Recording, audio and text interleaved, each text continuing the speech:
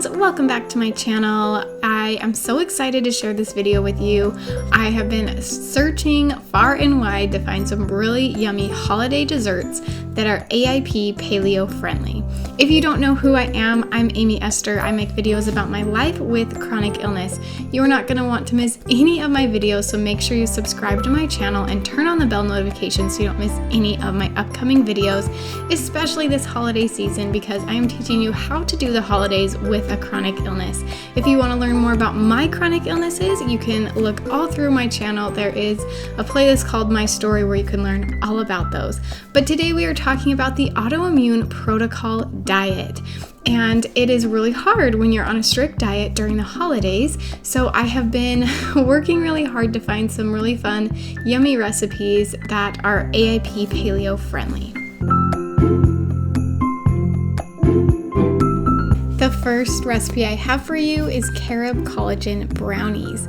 These are so yummy, but you do have to get used to the carob flavor. If you have never had carob, it does not taste the same as chocolate, so don't think that it's going to be a chocolate brownie. It's a carob brownie. But once you learn to enjoy carob, you will really enjoy these.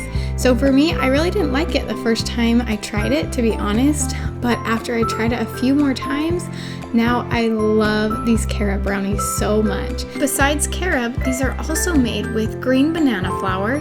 This was my first time trying green banana flour. I really loved the way it baked. They are made with collagen, avocados, applesauce, maple syrup, all really yummy, healthy, and AIP friendly ingredients. This is one of my favorite recipes. I'm definitely going to make this again. My little 1-year-old daughter also loved them, and so we just ate these up so fast.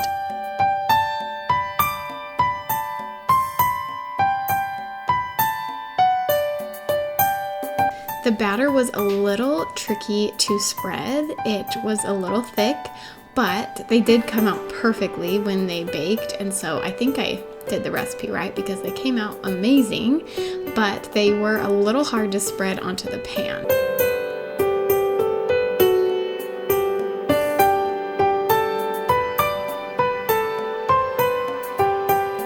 As you can see, I didn't do a super good job of getting all like the chunks of avocado out, but they still tasted amazing. To me, it doesn't really bother me. If that bothers you, then use an electric mixer. I just don't own one. I do all the things by hand. So mine might be a little chunky, but yours could be smooth if you wanted to.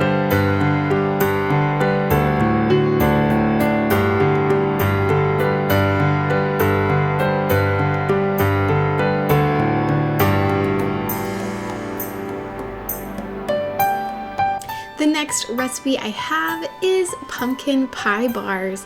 These, I would say, out of all three of my recipes, are the ones that taste the most, quote, normal, as in something you may have had before. I think these taste almost exactly like pumpkin pie, and they are really yummy, and who does not like pumpkin and pumpkin spice for the holiday season? I actually think the crust tasted a lot like a shortbread cookie, so I was thinking about trying this recipe, just the crust, but making them into little cookies, and then maybe having a little carob frosting or something. I think that would be really good. So if anyone wants to try that and let me know how it goes, that sounds amazing.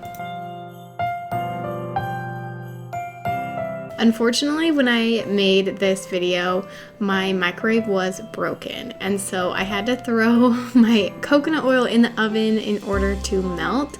So it was kind of a hassle, but I did get it melted, and you definitely want to use melted coconut oil or your recipe will not turn out.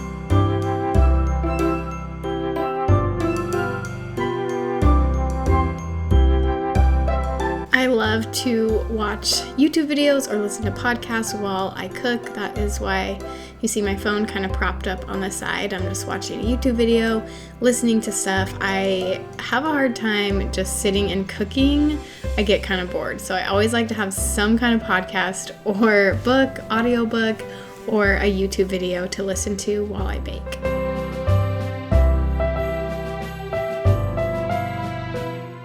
So as you can see, I'm using 2 small pans to make my pumpkin pie bars. This is just the crust. We put that in first, bake that, and then the rest goes in the fridge once we finish that.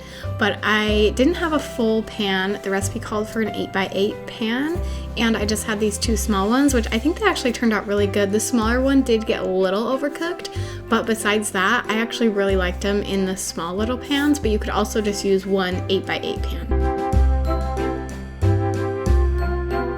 And I'm actually not a huge baker. I used to when I was young, but since I've been on so many diets, I kind of stopped baking. It was just too hard. But I am really loving baking again as I've started making these recipes. Even though I'm using different ingredients I've ever used before, it's just so fun to try out new things, and I'm really enjoying it. So if you have any AIP Paleo recipes that you love, especially dessert baked recipes, I would love if you could comment below and leave me a link to that recipe, or just leave me your recipe because I would love to try it.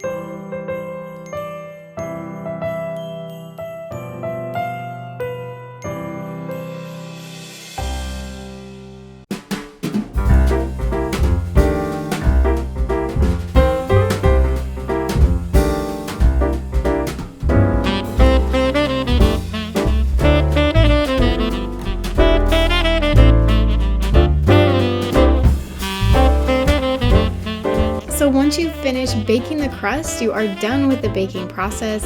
As you can see, I did overcook the small one a little bit. I should have thought to take it out before the bigger one, but I didn't because I'm not a very good baker, to be honest. But I had a lot of fun. And once you bake the crust, you can just throw the rest into the fridge. I did, however, wait until the crust was totally cooled before I put the pumpkin topping on. And you do need to let it set for a couple of hours, I think 3 to 4 hours. I let it sit overnight because I made these in the evening, so I didn't actually try it until the next day, but they were still delicious.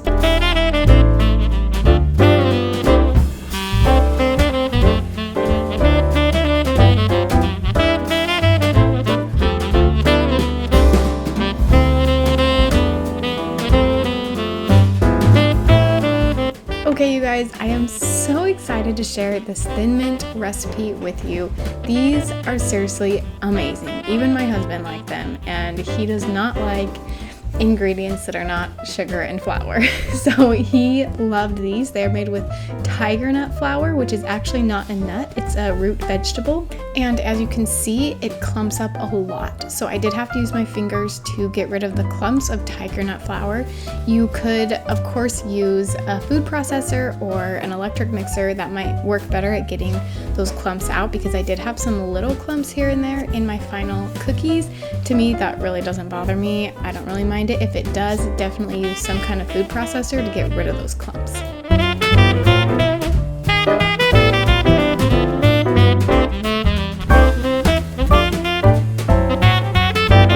So usually you want to split up your wet and dry ingredients and then mix them together, but I was a little too lazy to dirty another dish, so I ended up just making a little well because there were only a few wet ingredients and it actually worked really good. I just made a little well, threw all my wet ingredients, mixed those a little bit, and then mixed everything together.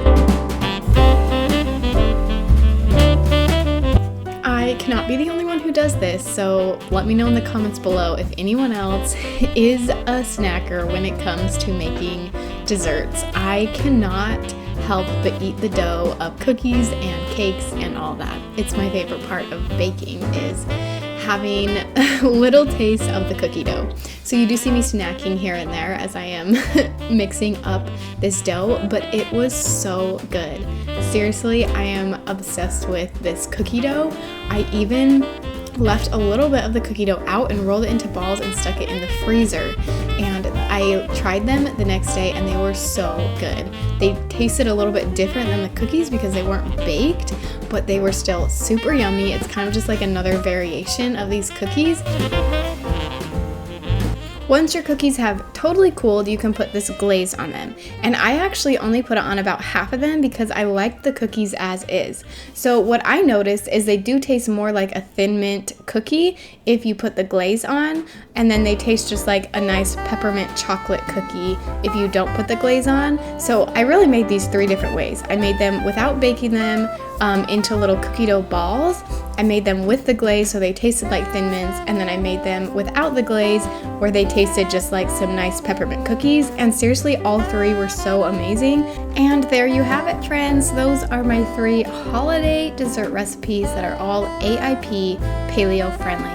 If this video was enjoyable for you, make sure you give it a big thumbs up. Don't forget to subscribe to my channel, turn the bell notification on so you don't miss any of my upcoming videos. I hope you have a beautiful, wonderful day and happy holidays.